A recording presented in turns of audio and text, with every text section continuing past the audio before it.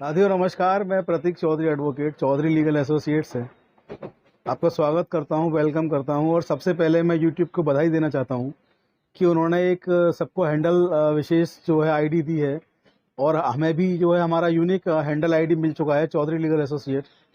तो अब से हमारा लिंक भी वही होगा, चौधरी लीगल एसोसिएट यूट्यूब पर।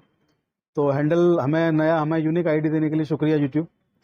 और आज का जो टॉपिक हम लेकर के आए हैं वो टॉपिक बहुत इंपॉर्टेंट है। थंबनेल आपने देख लिया होगा कि अगर आप बॉयफ्रेंड हैं या आप गर्लफ्रेंड हैं या आप किसी के साथ लिव इन में रह रहे हैं, तो आपको किन किन चीज़ों को आपको फॉलो करना है, किन किन कानूनों को आपको मानना है, और किन किन कंडीशंस पे आपके विरुद्ध कार्रवाई हो सकती है ना।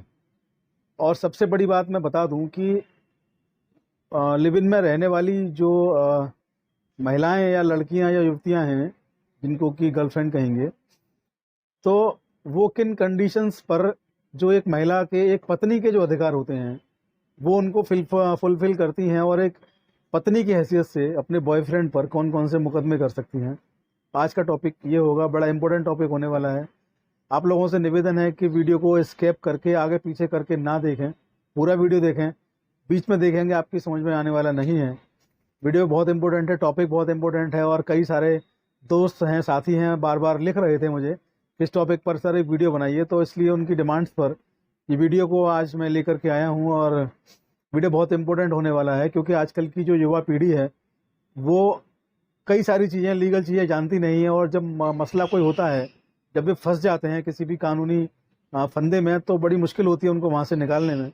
तो आज आप इस वीडियो को बड़े ध्यान से देखिए और शेयर कीजिए, जिससे कि और भी लोगों तक वीडियो पहुंच सके। मैं दावे से कहता हूं कि आज का वीडियो अगर आप मेरा समझ गए तो आप कभी इस तरीके की कानूनी अड़चनों में नहीं फंसेंगे, ये मेरा प्रॉमिस है। तो आइए, ज़्यादा समय ना लेते हुए आज का वीडियो जो है इसको शुरू करते हैं। उसके पहले मैं एक रिक्वेस्ट कर दूं कि जो भी नए और पुराने व्यूअर्स हैं जिन्होंने अभी तक सब्सक्राइब नहीं किया चौधरी लीगल एसोसिएट को, वो फटाफट से सब्सक्राइब कर लें, और बेल आइकन का जो नोटिस है उसको ऑल पे सेलेक्ट करके सेव कर लें। और हमारे फेसबुक और इंस्टाग्राम अकाउंट को अभी फॉलो और सब्सक्राइब कर लें, आईडी सेम है, चौधरी लीगल एसोसिएट। तो आइए, आज का जो टॉपिक है वीडियोस को शुरू करते हैं। भारत में अभी माननीय सुप्रीम कोर्ट ने कई सारे कानूनों को ख़त्म किया, कई सारी चीज़ों को ख़त्म किया, जिनमें एडल्ट्री जो था एडल्ट्री को ख़त्म किया गया, और 497 जो आईपीसी था उसको ख़त्म किया गया, एडल्ट्री को। और ये हुआ कि अब कोई भी महिला या पुरुष साथ में रह पाएंगे। तो कई सारे जो कपल्स थे, और सबसे बड़ी बात, उन्होंने लिव इन को वैलिड किया। माननीय सुप्रीम कोर्ट ने अपने एक आदेश में लिव इन रिलेशनशिप को वैलिड किया, लीगल उसको मान्यता दी। और उसके बाद से कई सारे जो मेट्रो सिटी हैं, अब तो ये कल्चर छोटे शहरों तक भी आने लगा है, वरना कई सारे मेट्रो सिटीज़ में ये हुआ कि लिव इन में लोग रहने लगे, और लिव इन में रहने के बाद कुछ महिलाओं को दिक्कतें आने लगी, कानूनी परेशानी आने लगी, और उन्होंने अपने जो उनके पार्टनर थे, जो उनके मेल पार्टनर थे, उनके ऊपर कानूनी मुकदमे करने शुरू किए। और वो मुकदमे जो है उन्होंने 498 के और डोमेस्टिक वायलेंस के और 125 सीआरपीसी यानी कि मेंटेनेंस के मुकदमे किए, और उनके मुकदमे न्यायालय में गए, और न्यायालय ने उनको सरसरी तौर पर देख करके खारिज कर दिया। तो ऐसे मामलों में जब महिलाएं न्यायालय गई, उनके मुकदमे खारिज हुए, तो बड़ी परेशान हुई, क्योंकि वे लिव इन में रह रही थी, और वो ये मान करके रह रही थी कि संबंधित जिस अपने पार्टनर के साथ वो रह रही हैं, जो मेल पार्टनर है, वो उसको अपना पति मानती हैं, अपना पार्टनर मानती हैं, शादी वो भविष्य में करने वाली हैं, और लिव इन में रह रही हैं। तो उनको बड़ा झटका लगा, उनको लगा कि ऐसा क्यों है कि हमारे पास पत्नी वाले अधिकार नहीं हैं और हम लिव इन में रह रहे हैं। तो ये सब कश्मकश, गहमा गहमी चल रही थी, और तमाम महिलाओं को उनके अधिकार नहीं मिल रहे थे। तो ऐसे में माननीय सुप्रीम कोर्ट ने एक रिट याचिका पहुंची, और माननीय सुप्रीम कोर्ट ने 2011 में, जी हाँ, सन 2011 में डी वेलुस्वामी वर्सेस डी पच्चईमल नामक एक केस सुप्रीम कोर्ट में पहुंचा।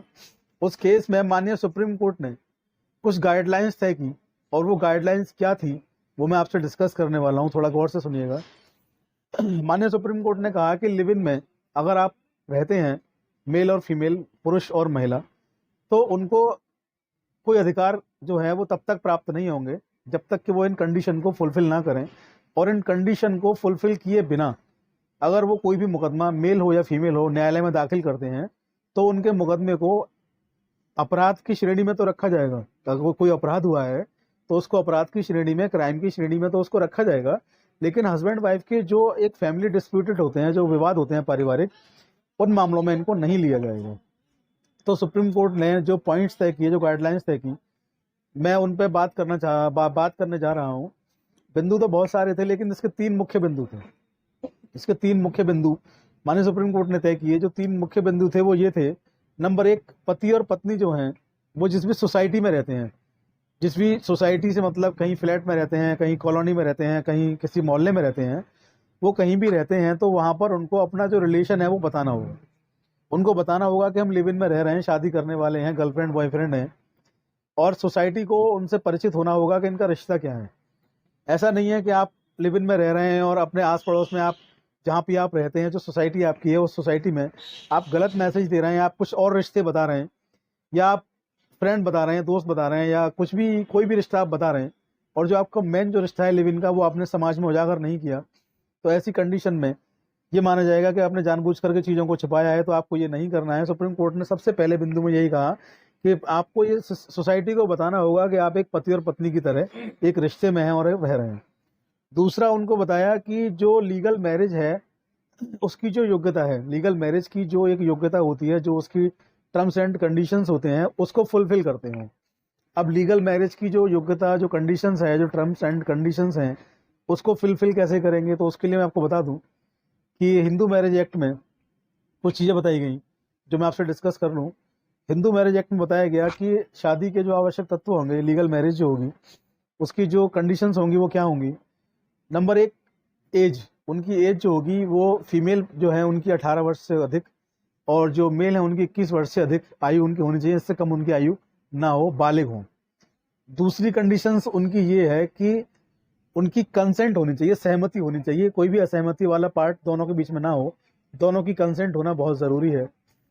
तीसरा ये कि वो किसी भी रक्त संबंध में बंधे ना हो, संबंधी ना हो, आपस में उनका रिलेशन जो है वो रक्त संबंध वाला ना हो, भाई बहन ना हो, बुआ ना हो, भतीजे ना हो। अगर ये शादी इस तरीके की होगी तो वो इनवैलिड मानी जाएगी। और सहोदर ना हो, सहोदर यानी कि एक ही ब्लड रिलेशन में, एक ही परिवार के, एक ही कुनबा के वो लोग ना हो, अलग अलग परिवारों से आते हों, एक ही परिवार से वो ना आते हों, ये भी देखना बहुत ज़रूरी है। और अगर दोनों में से कोई भी एक पार्टनर जो है वो पहले से शादीशुदा है, तो उसने अपने पार्टनर से लीगली डाइवोर्स ले लिया हो, या लीगली उनका पार्टनर जो है वो मर चुका हो, इस दुनिया में ना हो। ये कुछ मुख्य कंडीशंस हैं मैरिज की। तो माननीय सुप्रीम कोर्ट ने कहा कि जो उनकी मैरिज की जो योग्यताएं हैं, जो कंडीशंस हैं, उनको फुलफिल करते हो, भविष्य में उनको शादी करनी पड़े तो कुछ भी ऐसा ना हो कि वो शादी जो है उनकी उसकी कंडीशन को पूरी ना करती हो, तो ये भी सुनिश्चित करें कि वो शादी कंडीशन को पूरा करते हैं। तीसरा ये था कि जो वो जहाँ रह रहे हैं वो अपनी कंसेंट से रह रहे हों, कोई भी किसी भी पार्टनर के ऊपर जोर जबरदस्ती दबाव ना हो, बिना दबाव के रह रहे हों, आराम से रह रहे हों, कंसेंट का होना बहुत आवश्यक है। तो सुप्रीम कोर्ट ने ये बिंदु तय किए। इन बिंदुओं के आधार पर कोई भी पार्टनर, गर्लफ्रेंड बॉयफ्रेंड जो हैं, कुछ भी पार्टनर्स हैं अपने, और वो एक लिव इन में रह रहे हैं और पति पत्नी की तरह रह रहे हैं, तो ऐसे रिलेशन में रहने वाली जो महिलाएं होंगी उनको वो सारे अधिकार प्राप्त होंगे जो एक पत्नी को प्राप्त होते हैं। वो अपने पति पर घरेलू हिंसा का मुकदमा कर पाएंगी, मेंटेनेंस का मुकदमा कर पाएंगी, और जो दहेज के लिए उत्पीड़न का मुकदमा है वो भी कर पाएंगी।